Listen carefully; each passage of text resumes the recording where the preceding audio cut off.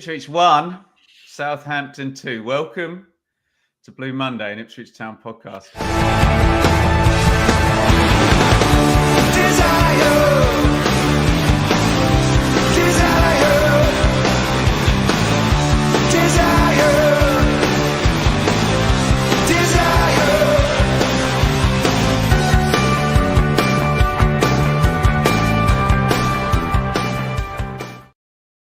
Joe, there's a white blanket over there for soundproofing in here. Do I need to start waving that now? No, it's still a long way to go, isn't there? 14 games to go. I think the only time I've ever given up on a Kieran McKenna team was after that Bristol Rovers game. I was like, I don't think we're going to make the top two from here.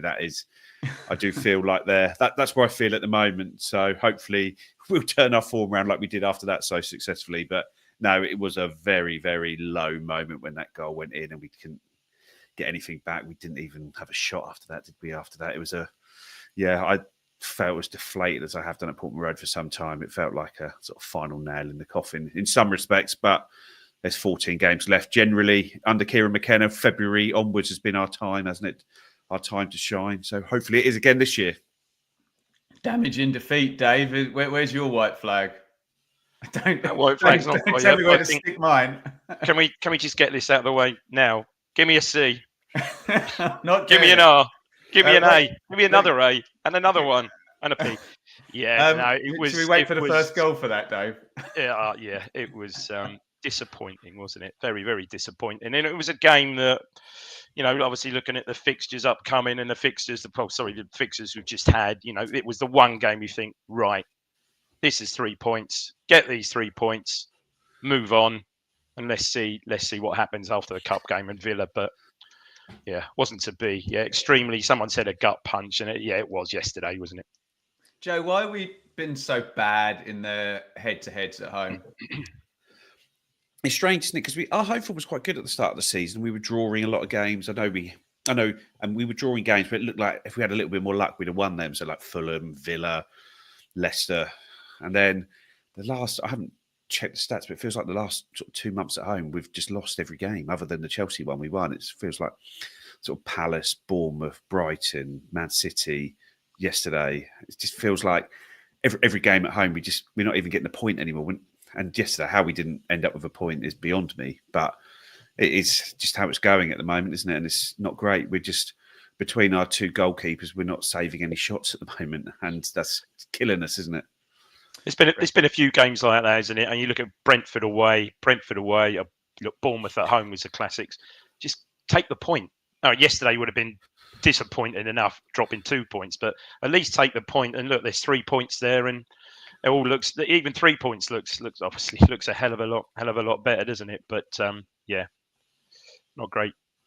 There you go. We're going to try and amble our way through Ipswich Town 1, Southampton 2, which we talked about as a potential doomsday scenario that's actually happened. Welcome to Blue Monday and Ipswich Town podcast. We're really happy to have you all here. I realise the mood is down, but we'll try and pick it up somehow. And it's not our job to do that, but we'll certainly have a good chat about it and get your views in via the comments, and we'll get to questions, of which I'm sure there are many, not just for Joe and Dave, but for certain members of the team, and maybe a couple even for the professor in the dugout. I saw him getting some criticism, strangely, for the first time. But there we go. All opinions are welcome here, even some of the stranger ones. Let's get into this then, guys. Ipswich versus Southampton, and the big setup was this is the 3 points, Joe. This is the team, the one team we're above in the table, and this is the team that Kieran McKenna came up with. And here he is returning in goal, Aro Muric, who I have no doubt will be mentioned in the question segment later. Tuanzebe and Davis are the fullbacks. O'Shea and Greaves are the centre-backs. It's Morsey and Caust. David nearly got his front four. Hutchinson and Ciso, Broadhead and Delap. Joe. Yeah, I think the rest of the team was as you'd expect it. And then obviously the sort of bombshell of Muric coming back in for Walton, who is injured and out for, sounds like a sort of substantial period, really. So it was a shock because I'd sort of looked at the team and I was like, oh yeah, that's the team I was expecting. And then all of a sudden I looked on the bench. I thought, oh, Slicker's on the bench. Where's Murich? And then I looked. I was like, oh, Murich is in the team. Where's Walton? That was a sort of shock on that side of it there. But yeah, that was what I was expecting. I'd have maybe started Philogene instead of Broadhead, but that would have proved to be Paul's wrong. just donated $1.99 for us to buy a new keeper. There you go, Joe. Every little helps, Paul. Thank you. Carry on, Joe. Yeah, and but I thought Broadhead played well, and Philogene didn't when it came on to be blunt. So yeah, I think McKenna got it right, but. Again, it's another game where the subs, we sort of left them as late as we possibly could. And they did, and again, another time where last year we were so used to subs improving us, but they didn't again, did they? What are your thoughts on the 11, Dave?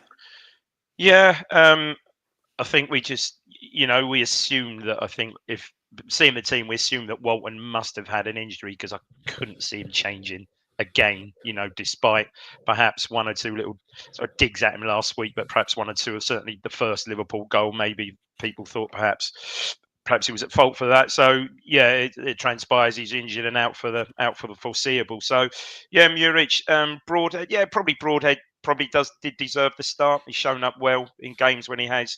Certainly when he's come on, he's sort of made a bit of an impact. Only thing is, he had two great chances. Then he's got to take one. We'll get to these, but he's got to take one of those, unfortunately. But other than that, as kind of what we thought, really.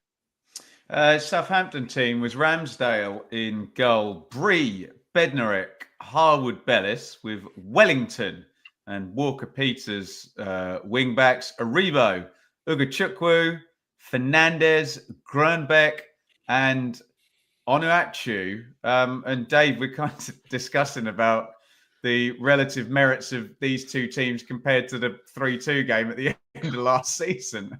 Crikey. I mean, surely that Southampton team of last season would have absolutely walloped that team yesterday, I would have thought. I tell you, impressed me, the left back, Wellington. Tell me his nickname is Beef. Tell me it is. Wellington. Please. He was superb. Or the Duke, of course. He was superb, I thought. Yes, okay. He got one in on Hutchison really early. Crunched Hutchison, sort of like squared him up, and he wasn't for moving, and he absolutely went through Hutchison of the ball quite early, and that sort of set the tone. I thought he was really good. I mean, I'm sorry, the 6'5". Okay, more of this guy. And Onuachu. Christ, if he's a Premier League footballer, God only knows. But hey, he's very. I'm sorry. I thought honestly, back in the 90s, Dave. I thought it was Kevin Francis up front. Honestly, or it was the other one, Jason Lee, with the old pineapple on his head. Honestly, really, but mate, he's going to get the last laugh. Dave. He can bury a chance from 3 yards. That's for sure. Other than that, I mean, who survived from last season then? So Aribo. Bree got red carded, didn't he? Yeah, Aribo was in the team, but the Saints fans didn't want him in the team, and that's it. The game changed when he went off, didn't it? Yeah, Walker Peters didn't play in that game, did he, last season? I don't think so, no. I don't think he did. So, obviously... No, because Bree would have been playing right back, yeah. Yeah, absolutely. No, that when you look at the side, let me just make a caveat here. Goalkeeper aside, Ramsdale's, we'll see. We know what he's about. That side last season, I think, would have comfortably given that side of yesterday a game. So, yeah. You'll take Joe on the Saints 11? Yeah, I guess interesting bit from an Ipswich perspective was Flynn Downs not in the 20 and apparently been causing problems in the training ground this week. I think it's. What does that mean? Causing problems? I think it might be because he wanted to move to their opponents at the weekend. So keep your eyes on that one. I will keep my eyes on that. By the way, if anything happens tomorrow, we may be around tomorrow in the evening. I won't be. I'll be covering Sunderland versus Middlesbrough. If for any reason you want to get ahead of Championship football, that's on terrestrial as well, isn't it? It's on ITV with good old Hugh Woozencroft. Yeah. So but obviously you need to check out Blue Monday if we're streaming at that point. Dave, how do we start? How did we start? Okay, I think, didn't we? We started. I mean, it's kind of a blur, and it always is. I think we started all right. Southampton really weren't showing much. They were giving the ball away a fair bit, which was nice, and we were finding nice pockets of space, which we certainly haven't been able to in recent games. So that was all very nice. And you think, first goal will be coming fairly soon. I think. I can't remember up until the 20th minute. Can't remember any glaring chances up to that point. Was there? No, but we were the better team, really. They were struggling to cope with us through the midfield. We were playing through them. They were pulling us down, but Michael Oliver decided he wasn't going to book anyone for cynical fouls this weekend. I think he wanted to have a quiet night after don't blame him. Ludicrous stuff last week, which no one wants to see. But no, we were good. And like I say, Taylor Harwood-Bellis at the back was god awful, wasn't he? Really? I always rated him. Oh man, he'd been one I'd have happily tried to sign in the summer. No, he was dragged at half time, and he was abysmal. Like, considering he's in the last England squad, I can't imagine how far away he is from the next England squad. He's going to have gone from coming in and scoring on his debut to probably being 18th in line for a centre back spot now. I assume he did have an injury, didn't he, Joe, towards the end of that half? I think that was one of those. Do you think that was a bit of? I'm having a crap one on. Yeah, maybe. But yeah, he struggled. He really did. Put the ball into touch 3 times. Yeah, like I said, the left back was really good. Walker Peters was good player, but they really weren't showing anything. As Joe said, we were really quite comfortable. It's all going definitely quiet because no one wants to talk about this first goal. Joe Fairs, take it away. Yeah, we just let. Can't remember whoever gets down the back. You look. Someone put a screenshot of it on Telegram today, and you got Aribo and is it Fernandez as well? Both stand on the penalty spot, totally unmarked. We've got 8 players in the box, and they've got 2 players unmarked on the penalty spot, and he scuffs the shot and. It reminded me a little bit of Connor Chaplin's goal at Blackburn last season, where because they hit it so uncleanly, the keeper almost goes too early for it. And I think Chaplin's one might have been in the corner, Joe. This one was down the middle of the goal. I say I'm not trying to make excuses for Muric, but I think it's because he scuffs it. It makes it a little bit harder to save. But you have to save that. Yeah. You save that shot 99 times out of 100, and yesterday was the one where it goes in. But no, it was a really poor goal. It like I say, it just goes through his hands, doesn't it? And after that, I think that's the first time they've been in our area. And again, for the build-up to the goal, Joe, we didn't really track. Fernandez ran off. Was it Cayoust, I think? He just ran off, and when Walker Peters plays him in. They get a bit lucky, don't they, with the cross. It deflects off Greaves' heel, doesn't it? And falls but as Joe said, we've got 7-8 players in the box. They've got like three, I think, and it falls to just falls to Rebo. And Joe said, not the greatest connection, but the key was he hits it in the ground. But he should save it. He's got to save it. What's going on? Save it. Dave, what is going on here? Because Joe said half jokingly, half truthfully, our goalkeepers are not saving anything. What I don't know. What is going on in the last 4 games? Jack's just put it in there in the chat in a Telegram. I think there's 20. We've conceded 24 chances. They've had 24 shots, and 14 of them have gone in the goal. And so we've saved 10 shots on target. Shots on target, yeah. Okay. So 14 of the last 24 shots on target gone in, and of the 10 that haven't, 2 of them, one was the second goal, which was just palmed back to them to score, and the other one was Walton palming it onto Gakpo to score last week. So effectively, at the last 22 shots on target, 14 of them have ended up in the back of the net. But where do we go? Explain that. I can't. How can you explain that? You can't pick up points if that's happening. No, this happened to us in League One, didn't it? We went through this phase around this time of year in League One where we just every single shot ended up in the back of the net. And do you remember poor old Bart in the Championship when his mind went after Paul Hurst dropped him? You just couldn't save anything, could he? No. But I suppose to a degree you had that in last season. You had that. You did.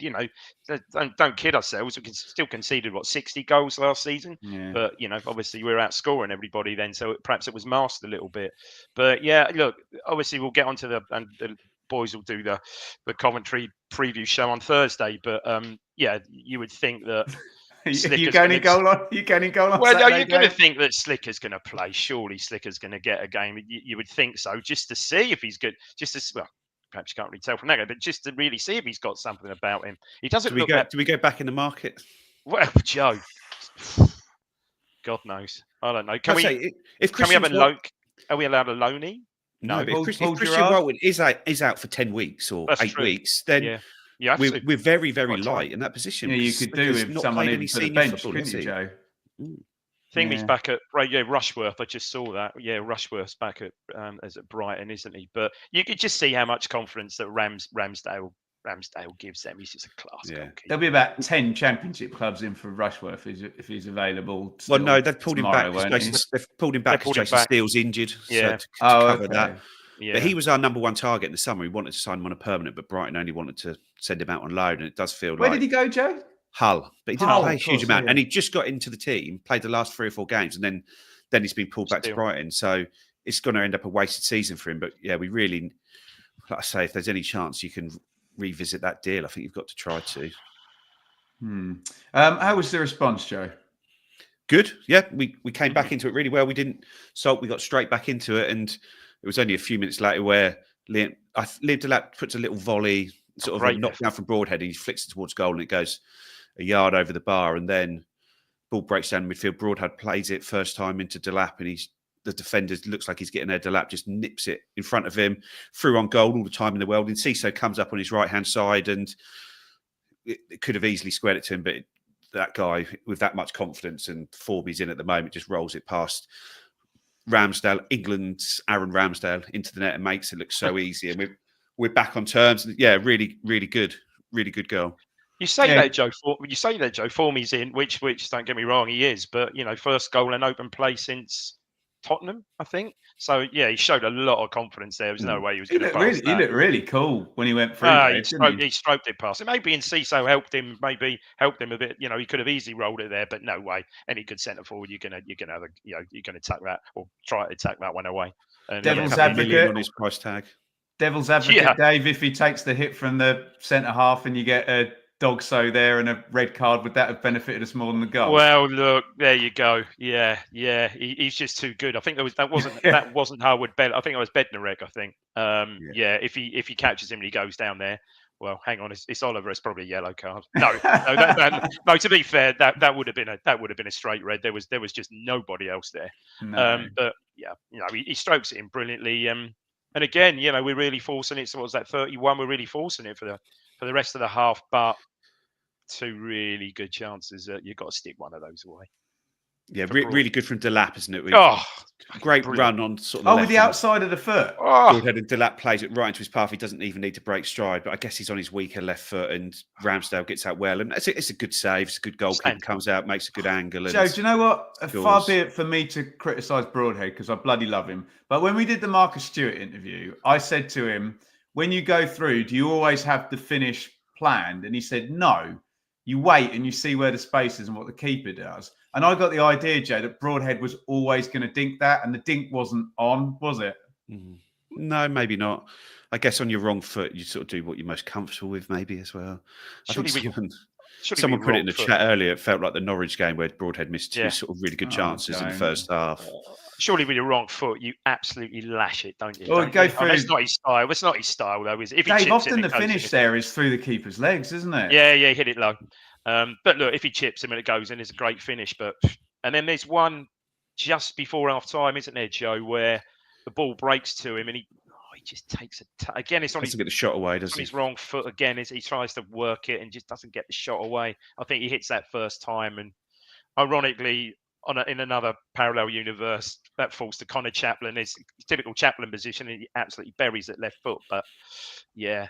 But even so, you go in at half time, 1-1, you think, other chances are going to, usual other chances are going to come and we'll be fine.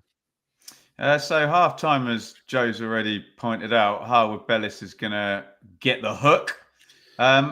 Who started the first half? It was Dave. They bring Jack Stevens on, don't they? He's in midfield. They bring him on, don't they? But he lasts about 13 minutes, doesn't he? Yeah. Before he goes off. But I was feeling really positive at half time. It's like this feels like the first game this season where we're comfortably better than the opposition, and obviously we don't go on to win the game. But every other game, I was sitting there thinking, God, we're lucky to still be in this, or that's going on. This is so tough. It's like actually this is as easy a game as we've had, and we're playing well, and they're not offering anything. And if anyone's going to win it, it's going to be us. And if we'd have scored early, I think it could have been 3-4, 5-1. It was one of those sort of games, but we didn't. And I guess one of the things you have to look at for how far we've come is that Southampton, we've played them previously, and they've always been probably our toughest match and games that we've really, really had to dig deep and struggle in, and we've probably nicked more points than we've deserved maybe in those matches.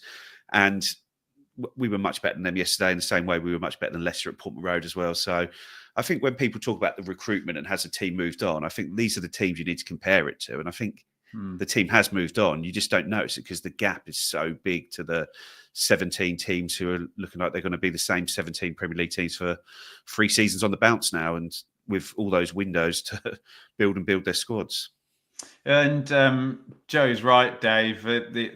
But the only issue is that the results are all just going against us in these head-to-heads now. Even if we are kind of performing against the Leicester or Southampton, that's 1 point from those 2 home games. Yeah, look, we speak about it most weeks about the points that we haven't picked up at home, and us, I mean, Everton perhaps are now away, pulling away now, but only to pick up 1 point at home against Leicester, Everton, and Southampton is you just got to pick up more than that. You need to pick up 4 or 5 in those games really to have any chance at all. So where does this start to drift off then, Dave? I don't think it. Well, I'd say I think when we take Broadhead off, who had a good game. I know we said about his missed chances. Broadhead, I thought had a good game, and he's brought up really quite early, 60 odd, I think. And we praised him with Philogene, and how can I put this diplomatically? Yeah, it just doesn't work. It's certainly not like for like on the day. Philogene really struggling, and then there's a little break in play, and then Mari's called over, and they switch Amari over and push. And Ciso, we haven't even spoken about it, and Ciso was excellent yesterday, and he'll be a really good player from us from now to the end of the season. Lively, aggressive, great touch, exciting, likes to run. But he was having a really good game, sort of in a more central position. He was shunted out wide, and then I just felt we just lost any impetus at all, really. Yeah, Jenski just going off didn't help with that as well. I thought he'd driven us on really well from midfield, hadn't he? And yeah. Jack Taylor didn't really get into the game, and no. Like I say, Philogene, he looked. Sometimes when I watch my boys' football, you see a kid there who looks cold and just looks. he looked just like a little boy lost on the pitch. Right. At times, just sort of standing there, look cold, and we know he's a quality player, but we're going to have to get that out with him because he didn't get into the game at all yesterday. So it's a strange one, but yeah, the changes and the shuffling about just didn't work at all for us today. But even then, we were still having the better of the chances. And Ciso had a couple of shots, one that went just over the sort of angle of post and bar, and another one where Delap was clattered by Bednarak, who again avoided a booking, but he sort of takes a shot and maybe takes it too early and scuffs it. Delap gets away down the right and has a shot where you probably got to look to square that. So it was all still us. I don't think they had a single shot until the goal in the second half. No, they'd run from a corner, didn't they? Rebo sort of took a swing at it. Was that?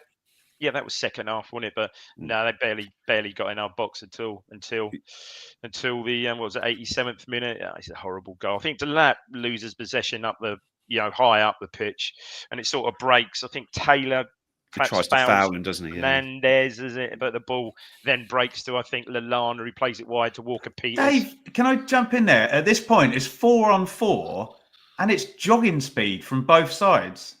Yeah, it's just until it gets to Suleimana, who just gets the ball out wide from Walker Peters, drops. It's too easy though. But Tuanzebe lets him come so far, doesn't he? Well, I think to be fair to Tuanzebe, he's kind of looking. He's kind of stuck between him and Walker Peters, isn't he? A bit.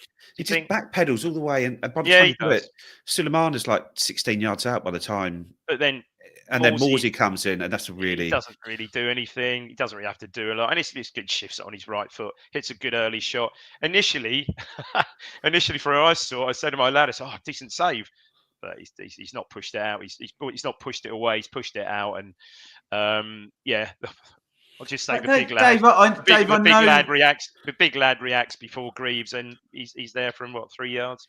I know it's easy for me with mine. Can I just jump in really quickly? I don't think it's a bad save, Joe. No. But why does he take 2 steps to the left if he stood exactly where he was, he just bend down and gather that. But he takes 2 steps to the left, which means he then dives back to the Well, this right is and it. gets Maybe no he thinks power on the he's parry out, and he can't obviously soft hand expecting it round the post. he's obviously expecting Suleimana to try and bend it in his left corner, perhaps. I mean, the defenders don't help Dave by letting a really easy run into the box and not stopping the shot. So I won't give Twanzebe a pass, but I think Twanzebe is perhaps distracted a little bit by Walker Peters on his outside, but he's weak from Morsey. It was just too easy. I'm sorry, it really is. And like I said initially, I think it's got a good save, but unfortunately, it just bounces out. And I've seen Greaves get some stick for it that perhaps he doesn't react quickly enough. But the centre forward is just really, really alert. He's before the saves but before the saves even made, he's on the move, isn't he? He's on the move there, isn't he? It's just a good bit of centre forward play. Yeah. Like I think Muric is a decent save, but I think it's almost like he dives too fast and the ball hits him in the forearm rather than the hand. Because if it hits a hand, you can then push it away, but it almost hits his forearm. And I think if that's Christian Walton in goal, you don't see this all this talk we've had since then. It's just like I said, there's just a lot of talk about Muric at the moment. Isn't he? And yeah, he's not making saves, which is it's better. I thought with the ball, I thought he played quite well yesterday. I thought we looked much more fluent. But then is that because we're playing a much weaker team? So it's hard to know. But he just lets in 2 goals that he never should let in. I tell you what, Southampton, there cannot be a team over the course of a season, over the course of a weeks, who have changed their attitude and changed their style of football so much under from going from one manager to the other. I mean, obviously it helps when you've got a 6'6" striker, obviously. But my God, they kicked it. Ramsdale kicked it a lot, didn't he? And I thought, you know what, Joe? I thought O'Shea handled him really well. Yeah, I thought he played him really well because he's huge, you know, so much so that you think, really, you know, he doesn't look like, you know, as I said at the outset, you know, Premier League centre forward, not for me, but because O'Shea did play him well, but yeah, when it came down to the crucial nuts and bolts, he was there, unfortunately. So, Joe, the worry I've got now is we've spent most of the season, rightly, you know, not making excuses, saying, you know, it's difficult, we're in games, we're doing really well, we're at a good level. And we've been trotting the line that Kieran McKenna's been saying of everything has to be online and we can win some games. Whereas now it feels like we're just really struggling at the back and a bit fragile. And I know we all kind of fumbled over what the hell's going wrong with keeping the ball out of the net. But it feels like that's changed. You know what I'm saying, Joe? Well, as a team over the last sort of 18 months before this season, we've been very, very good at finding a way to win, at getting over the line. Maybe when the game's been tight, we've managed to find that decisive contribution late in games, and we just knew how to win. And it seems like the team just now knows how to lose, and that doesn't change, does it? That you just have to. The only way that changes is by doing it, and until we start doing it, it's not going to change. And really, when you look at the upcoming fixtures, what's Villa away next, Tottenham at home after, it's really, really, it's going to be really, really difficult. But you just got to find a way to pick up 4 or 5 wins in the last 14, and hope that that's going to be enough. But so we've been on the wrong side. We haven't had a lot of luck this season. I'm not saying we deserve luck, but we need luck because we don't have a good enough squad compared to the rest in the league. We have a talent deficiency between us and most teams in the league, but we've needed a bit of luck, and we've not really had any all season. And if that doesn't turn around massively in the next 14 games, we're going to get relegated. That's the sort of simple facts of it, because we're not good enough to win 5 games out of 14 without getting huge slices of luck along the way. And we'll see where we end up. But yeah, it's just disappointing. Like, finally a game yesterday where you look at it and think that's one on paper you've got to win. You look at it, you've just got to beat them, and we play well enough to beat them. And they're the team that scores their 2 shots on target, and we're the team that misses the chances. And we do enough to win the game, and we come out on the wrong side of it. Dave, when Joe was speaking there about finding a way to win, there's only 3 double promotion winners in that 11: Davis, Morsey, and Broadhead. I know Tuanzebe and Hutchison were there for the second one, but I mean, Joe's right. We found a way to win, but it's not those players anymore. No, I mean, how we found that last season, Ben, that comes from momentum. And what comes from momentum is belief. There's just that belief last season. And the belief comes from within. The belief comes from the players, and it comes from the crowd as well. You just thought it. You just knew it. Something was happening last season, and that really comes with momentum and just having I suppose, I don't know, the know-all and the nous to get those games won last season, and the experience which we just haven't got. We just have not got at this level. I'm not saying Southampton have either yesterday, but in general we just haven't got that level, and that's why I think we are just coming out of the wrong end of these games, the wrong end of these results. So, Joe, I thought, and we haven't even mentioned the Wolves result yet, but I thought I was going to come out of it like, if we lose this game, you're properly resigned. But then I also knew that the league table, it just doesn't move a lot, and you're still a couple of games away from it. Well, we're one game away from it, albeit, well, it's 2 games away from it with the goal difference. But does it feel the killer blow that we thought it might be pre-game? Yeah, it feels a massive, massive blow. I wouldn't say the killer blow, but it feels an absolutely massive blow. But you look at it, we're only 3 points behind. I know that can be, it's when you get 6, 7 points behind, that's when it really, really hurts, because you know you can't get out of it with a good result, or you can't get close to it with a good result. And hope you're not there. But I just think, like I say, talking about not having the right luck, I know it's not luck, but injuries haven't helped us this season. I think when you look at that sort of 3 behind the striker at the end, and it was in Ciso, Philogene and Amari, they're all young players, aren't they? They're all under 21s. I think Philogene's 22. And you think you need a Sammy Smodics or a Connor Chaplin, someone who's got a bit more experience getting you through them. And we haven't got it. It's just been really, really difficult. With our recruitment in a couple of areas hasn't worked. Goalkeeper recruitment hasn't worked. We're in a worse position there than we were last season, really. I think with Hladky and Walton, maybe we should have tried to keep Hladky and sign someone else. I don't know. Central midfield, it hasn't worked. You've got Calvin Phillips being paid 150 grand a week to sit on the bench in our most important game of the season. And I thought Sam Morsey struggled. I thought he looked a yard sort of behind where he needed to be for nearly the whole game. And it's to be expected. He's 33. There's not many 33-year-old midfielders playing at this level still, not starting week in, week out. It's Father Time waits for no man, does he? Phillips has got to play. Phillips surely has got to play, unless there is some underlying reason there that we're not being told. Phillips surely must play. Did you say at any point on your walk back to your car, Dave? That's that then.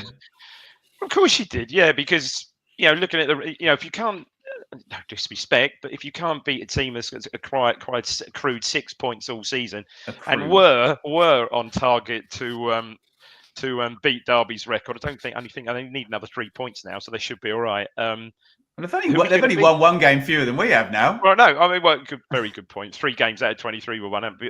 Who are we going to beat? 24. Yeah. Who are we going to beat? We just... I guess we've still got Wolves at home, haven't we? We beat away. Yeah, but really, I watched them last night. Okay, Villa. I thought Leicester, West Ham. I don't know. Yeah.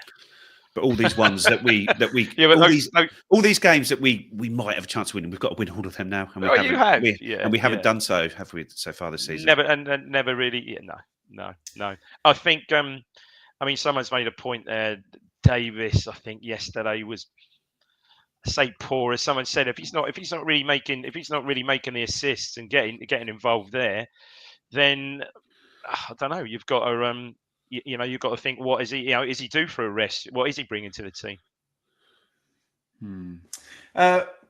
Trying to process all of this. What we're due for, Dave, is a word from our sponsors. Look, we'll get back into Southampton. You guys have your say in the chat, and we'll kind of, I'm sure we'll circle back to it in the questions segment. A tough one to take and a tough one for us to process. So let's spend 32 seconds in the thralls of a word from our sponsors. Blue Monday is proudly brought to you in partnership with our friends at Atwell Solicitors, your ideal legal partner for work on property or business law. Their client care has repeatedly been recognised as outstanding, and they are people-focused with a plain English approach which sets them apart. They have offices in Ipswich, Colchester and London, and to find out more, head to atwells.com.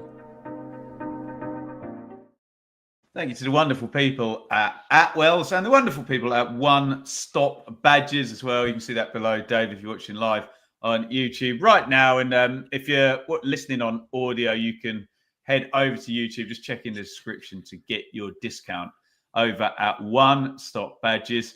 ITFC women called off a game, was it? Called off on Saturday night a game at Watford, unsafe pitch at Wealdstone.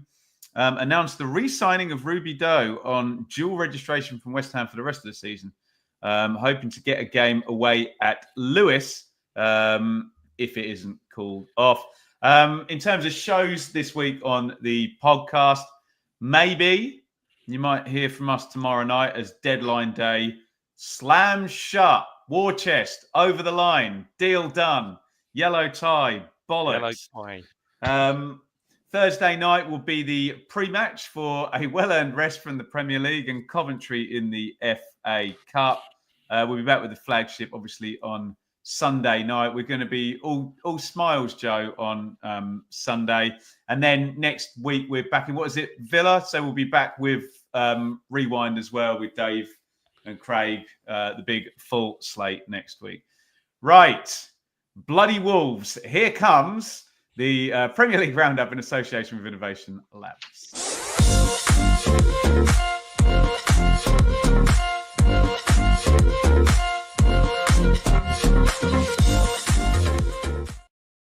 I was saying bloody Leicester last week. I'm just being a limp-ass football fan. It's not bloody anything until we win some games, is it? Dear oh me. But yeah. Spurs. It was Nottingham Forest 7. Brighton 0, way to bounce back. Bournemouth 0, Liverpool 2. Everton 4, Leicester 0. Leicester back to form. Newcastle 1, Fulham 2. Here's the one I want to ask you two about. Wolves 2. So unhelpful, Joe. Villa 0. Brentford 0, Spurs 2. Man United 0, Palace 2. Man United, maybe it's another game you can circle on your calendar for some points, Joe. Arsenal 5, Man City 1 this afternoon. Right, who wants to talk? I mean, let's just both get you both on Wolves. I don't think we need to talk about anything else. Give them their flowers, Joe. Great result. There's two annoying things, isn't there?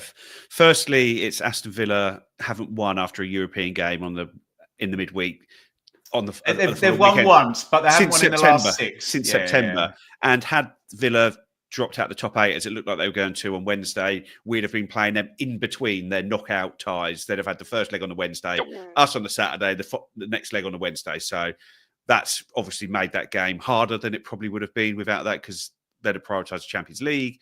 But the positive is, I think with Leicester beating Tottenham last week and Wolves beating Villa today, there is still a shock result each week, isn't there, at the moment? But we've just got to make sure that we start being the shock result. I know it's a little bit sort of fishing and clutching at straws a little bit, but it is showing that there are some shock results. Like I say, we just need to make sure we're on the right side of them. Cunha's good, isn't he, Dave? You could still sell him. Could you going to flog him? Well, he signed a new. He just signed it. He just signed till, as he said, 2029. Yeah, absolutely class finish. Deep into stoppage time, but class finish for that. Bloody Spurs are annoying now, aren't they? Bloody Spurs. Couldn't bloody beat Everton. Couldn't bloody well beat Leicester and go on pissing well beat Brentford. So when I was asking you earlier what's going wrong, you had a perfect opportunity to just blame Spurs, Dave. No, blame Spurs for bloody everything. It's a good point Neil's just made in the chat there. It looks like potentially Villa are signing Rashford. And Asensio. And Asensio as well. So there you go. Duran's just gone for big money, hasn't he? Out to Saudi, hasn't he? It was just. Everton scored in about 8 seconds, didn't they, against Leicester? Other than that, all results are sort of Salah scored quite a good goal, but other than that, who cares really? Man City are crap. Man City are crap. They beat us 6. Oh, hang on. Dave, let's stop that, Dave. Right. There's the table. Southampton have put a bit of pressure on us there. They're just 7 points behind. Leicester are within Joe's magic marker of 1 game. Wolves aren't 1 game away where we're -9 goal difference. I mean, it's completely solidified. We worried about Moyes going back to Everton, and we were right to, Joe. So the questions we were asking about 3 weeks ago, 3 from 4 or 2 from 3 or Ipswich versus Wolves. I mean, we don't have the right to say that at the moment because, like you said a couple of weeks ago, Joe, first job, get above Leicester. But, I mean, it's completely solidified as well, but it's also completely solidified for Wolves. And they've now got a 2-point lead. And to your excellent comment last week, Joe, they just have to be minus 2 points better than Leicester over 14 games, right? Yeah. And I like to say, it does feel at the moment it's 2 from 3, us, Leicester and Wolves. And we've got to ensure that we stay in that until the end of the season, that it doesn't become 1 from 2 in a few weeks because they've pulled clear of us or Wolves pull them clear of both us and Leicester. This is what happened last year, Joe. We've just got to stay in touch with Leicester and Wolves, and we have been a better team in the second half of the season under Kieran McKenna. That has been when we've improved. So we have a chance, but it's very, very difficult. But we've always managed our squad well to attack the second half of the window after a good January. So we've signed 3 players already this year. If we get another 1 or 2 in tomorrow, then we can have that go. But it's going to be really, really difficult. I think Wolves have got some tough. Well, I mean, tough, aren't they? I think Wolves' next 2 games are, other than the Cup, Liverpool and Bournemouth, I think. Well, we need them to keep losing, don't we? We do. We do. There we go. Right, we're going to go to questions in just a jiffy. Get your questions in for Joe and Dave. Stick a Q before, stick a question mark afterwards, and we will endeavour to pick out some to answer here.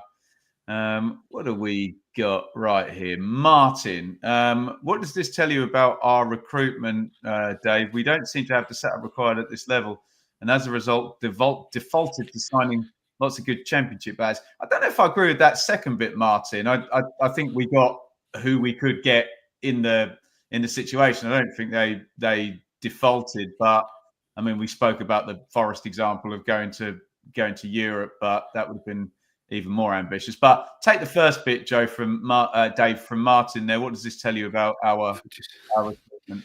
I'll jump in here, sorry, Dave. But just quickly as well, Ben, you made the point on previous weeks, like someone like Antoine Semenyo, when he's gone to Bournemouth, he's gone in and had like a year to acclimatise, and then he's been really good in the second and third years. You look at Crescencio Somerville at West Ham, he's doing similar. He's not playing huge amounts of minutes. But our guys who have come in, they've all had to go straight into the team, and they've all had to play week in, week out. We haven't got that base level squad that we can make these signings and give them the time to adjust. So whilst I think maybe the recruitment hasn't worked as well as we'd have liked it to, I think there might have been a bit of an inevitability. That's how it works. And when we're talking about like the way Brighton recruit, the way Brentford recruit, the way Bournemouth recruit, up until this season, most Brighton signings, where this year they've spent like 40 million on Rutter, 30 million on O'Reilly, the Minte as well. Most of their players have signed. They've gone out on loan somewhere for a year or 18 months. They've gone somewhere else. They've then come into the team.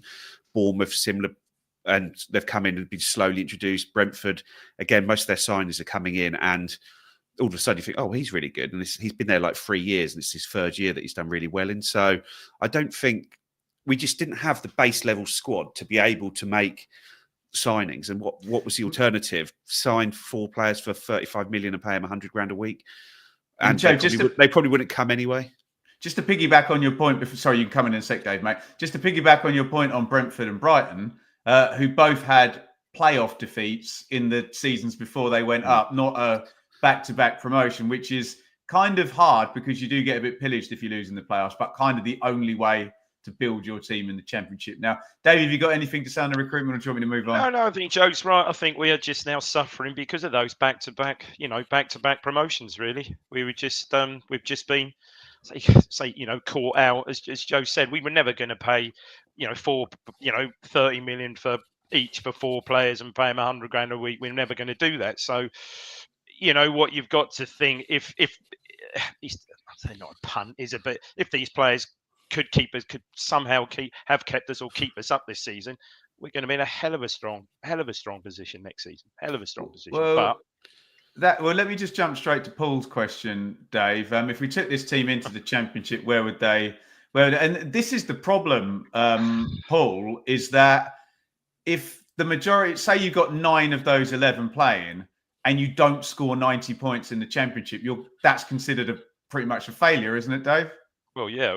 You'd think this team. I mean, look, let's face it. If we're going to be in the Championship, certainly Liam Delap's not going to be there. You'd think Leif Davis, although his form's not great at the moment, isn't going to be there either. Maybe Hutchison potentially, but the others certainly I can't see. The others are, and you add a bit to that, and maybe we might well add a bit of that tomorrow. And at least you are going to be. Obviously everybody wants us to stay up and enjoy, enjoy what we've got. But if worst happens and we do go down, I think people perhaps will enjoy us winning games again. Joe, there was one I was going to throw to you there. I'm so sorry, I've just lost it. There we go. From Felix, Joe. Do you think McKenna not sticking to one starting 11 and changing 4 or 5 players each week has impacted our momentum in a way? I probably think it has a bit, Joe. What do you think? Yeah, no, I don't think it's helped us, but a lot of the times the changes are forced, aren't they, as well, though? So, like, Jens Kajus came back in yesterday because he missed the previous game because he was injured. Obviously, Muric came in for Walton because Walton was injured.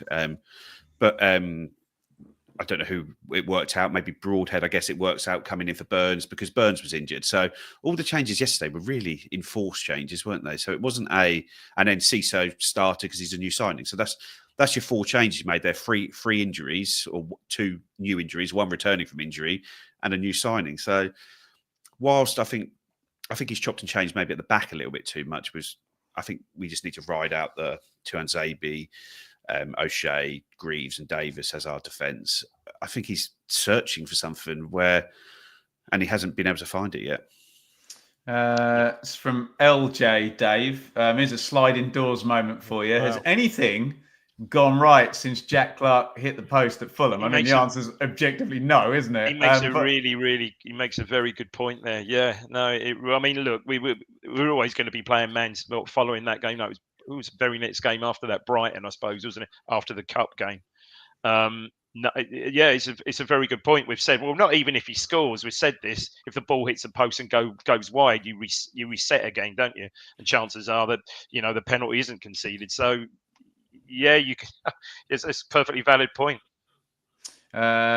Joe, always throw a Luke Wolfenden question at you. Do you think Burgess and Wolfenden would have done well as O'Shea and Greaves? I think O'Shea's been really good in the main, and I think it's noticeable maybe in the Brighton game where Pedro was dropping deep and Wolfie was having to follow him, that he doesn't have that same level of physicality that O'Shea has, and would have probably done a better job in that game. I don't think Greaves has been particularly great since his return, and I think Burgess did well, but again, Burgess's contract is up in the summer. Greaves is our big signing and one who's got a really high ceiling as a player. So I don't think they'd have done much worse, but I don't think they'd have really done any better either, no. This one's from Norman. Norman must get cross with me. I always repurpose his questions, but can I add a bit onto it, Dave? He says, Muric sold in summer. Let's assume he is sold in summer. What is the market for him? He'd go abroad, wouldn't he? Well, you would think abroad. Yeah, you would think so. Well, at a loss then, if it's abroad. Oh, yeah, most definitely at a loss. Well, I don't think you're going to get your money, but you're not going to get your. Well, if he goes in the summer, you ain't going to get what, 9 million? Was it 9.5 million? You're not going to get that, are you? Nowhere near. And do you think it's likely? Quite possibly. Who knows? Who knows what? Look, who knows what's likely to happen? Possibly might happen tomorrow, as we've just spoken on here. Who knows? He might pull something out of the bag tomorrow. Unlikely, but wouldn't greatly surprise me. But I don't think he certainly won't be going anywhere now, because given the situation with Walton. Joe from Jack. Morsey has looked really off it the last month or so. First of all, is that fair? And secondly, is it time to do the unthinkable and look for a replacement? I assume he means in the 11 rather than in the club. Yeah, I think it is around that time. When you look at our central midfield options, we've got Massimo Luongo, who's not really sort of close to it at the moment, is sort of 32, 33, isn't he? And will probably leave in the summer. You've got Jack Taylor, who hasn't shown his consistent starting level. We've got Jens Kajus on loan with a potential option if we stay up. I don't know exactly the terms of that. We've got Calvin Phillips on loan, and we've got Sam Morsey, who's 33. Well, you've got a huge amount of overhaul that's going to be needed there in the summer. So if you can get a chance to get ahead of any of that, then you do it. If you can find one of these big African central midfielders that every team seems to have, that runs the show against us and huge and leggy and can, like I say, that brilliant goal Papa Sarr scores for Tottenham today, where in the 90th minute, I know he's a sub, but just is accelerating onto it. And if you can find one of them, then you do it. But again, like I was making the point earlier, these guys, they come over to England and need time to adjust. We haven't got that year to wait around. So you've got to try and find someone. And we do need to start overhauling the central midfield for next season. We're probably going to have, like, Sam Morsey will still play a big role next season, but I don't think he's going to be starting 40 games in the Championship for us or in the Premier League. But I mean, even if we get relegated, I don't think Morsey will be able to start that many games next season. No. Dave, this one from Rob. If we go down, will McKenna be...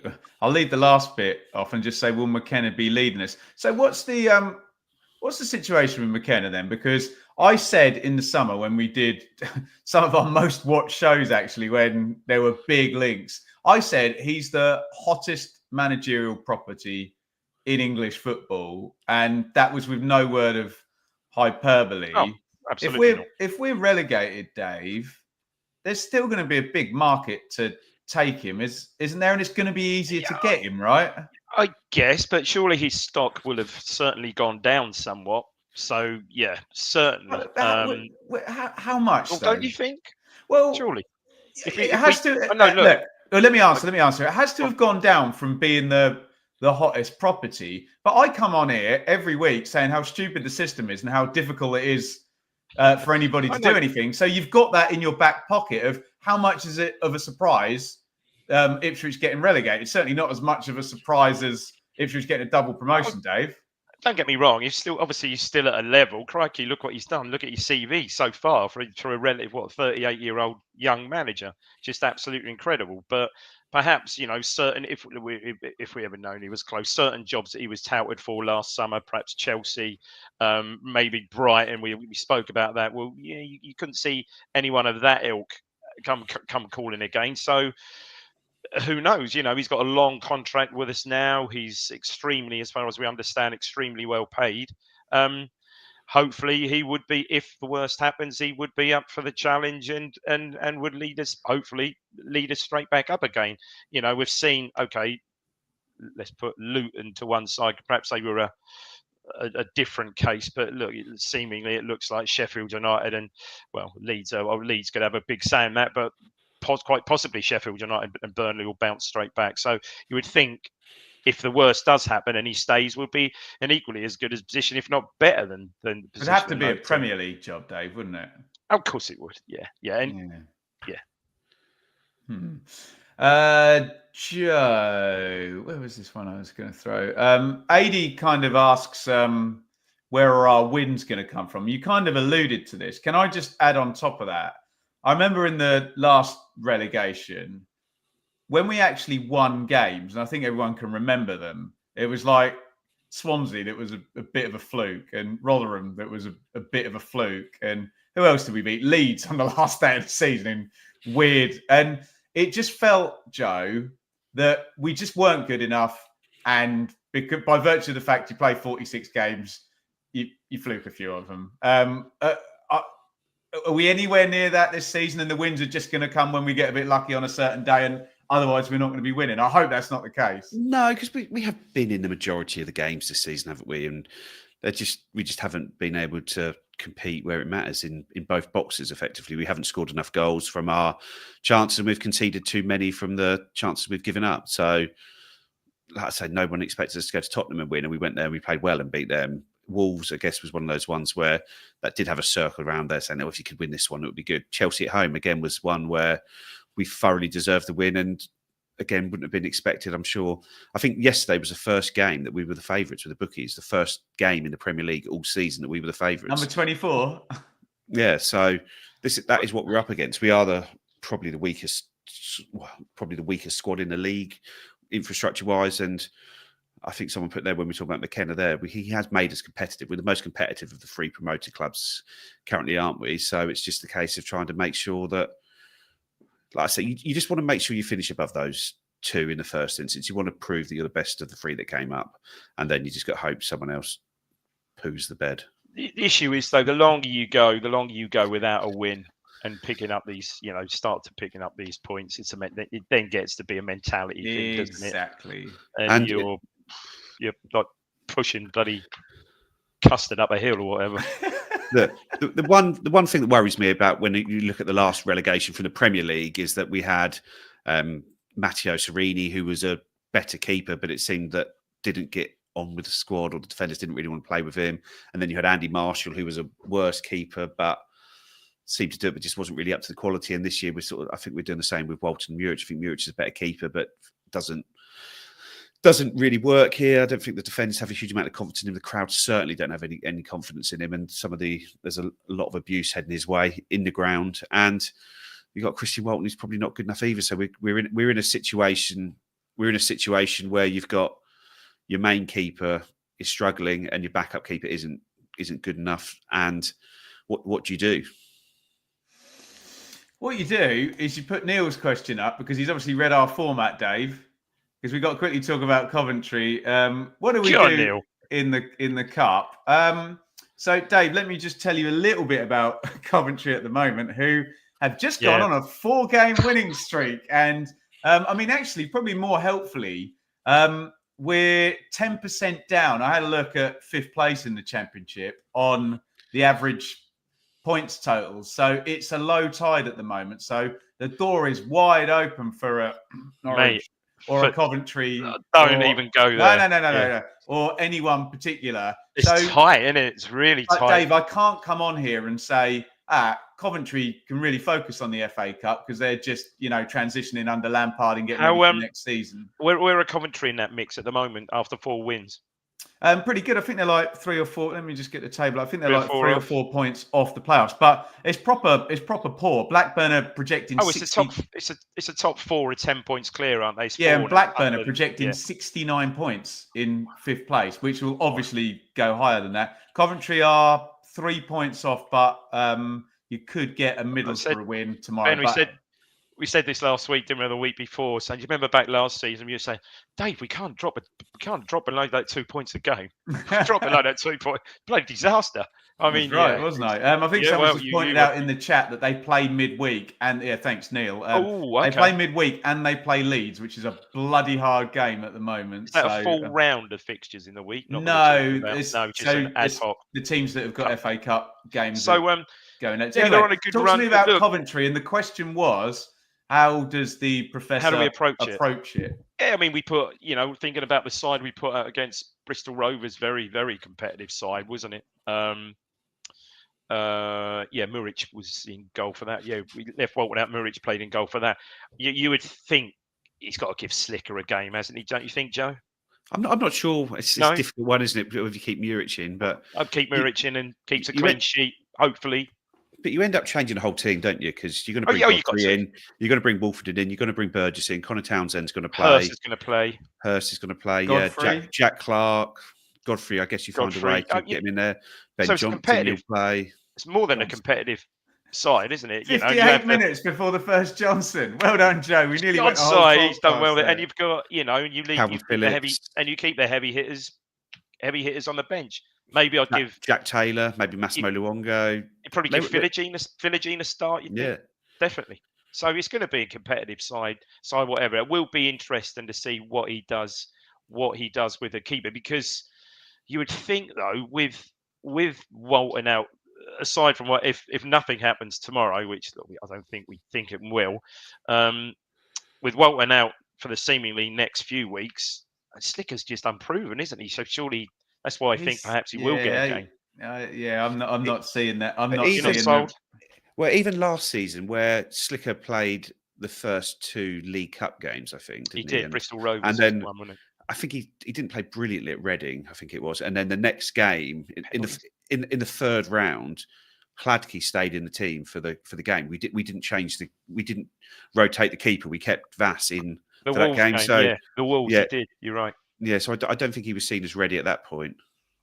Well, whatever the approach is, we're gonna have a lovely old time, not playing in the in the I'm going Premier now. League. I'm going to Coventry next Yeah, week. I'm planning to go actually. Well, Dave, meet as up. well, You there, so- Joe? Yeah, should be. Yeah. Yeah. Yeah. Oh well, we'll have a laugh. Let's hope we don't get knocked out in abject fashion. Ladies and gentlemen, thank you so much. I know we are at maybe the most frustrating point of the entire. No, it's not as frustrating as struggling in League One when we have more money than everybody else that Valentine's Day at Bristol Rovers. But it's annoying, isn't it? But we've tried to deal with it with grace and balance, and you can be the judge of whether we manage that or not. Joe Fairs, last word from you. I guess just keep it good. Hopefully get a win. He doesn't even believe it himself. No, He doesn't now. Get a win in the cup next week just to try and get some form into the team. And I'm sure the players will be getting over it quicker than we are, because they've always been very good at bouncing back, haven't they? McKenna's fantastic managers who's always done that. But no, it was a real gut. I felt after that Bristol Rovers 0-0 on Valentine's Day a couple of years ago, I thought, oh, this is us done now. But they proved me wrong then. Can they prove me wrong again? That's better, Joe. More of that vibe, Dave. Last word. Yeah, no. Let's just have a good cup run. I would love to see a good cup run. Wasn't it? Gone out, get a win, get a lovely bloody plum old draw in the 5th round, cup quarter final. Bring it on. Come on, and forget about all this Premier League crap. Don't worry about it. See you next week.